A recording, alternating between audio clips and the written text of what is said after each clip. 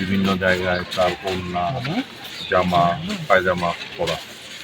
তো প্রাথমিকভাবে আমাদের যা মনে হয়েছে এটা রেপ উইথ মার্ডার। তো দাদি হয়তো ধস্তাধস্তি করছে, বাধা দিছে, দাদির কাছে জোর করে নিয়ে গেছে, মেয়েটা পালানোর চেষ্টা করছে, পরে ওখানে রেপ হয়েছে, মেরে ফেলছে, এরকম আমাদের কাছে মনে হয়েছে।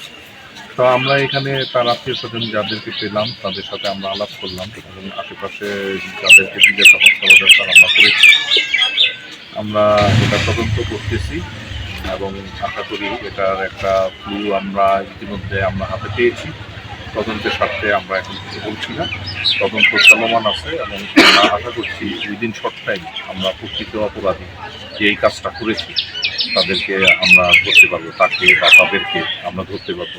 বাই দিস টাইম আমাদের একটা স্পেশাল টিম বাইরে আছে, অভিযানে আছে, আরেকটা টিম এই আসামি খোঁজা আইডেন্টিফাই করার ব্যাপারে আছে, আর আমরা এখানে পিও, এখানে সিআইডি আসছে, আমাদের লোক আছে, আমরা দেখছি, কথা বলছি। তবে ক্লু আমরা পেয়েছি, তদন্ত অব্যাহত আছে। উইদিন শর্ট টাইম আমরা আশা করছি প্রকৃত অপরাধীকে আমরা দেখতে পাবো।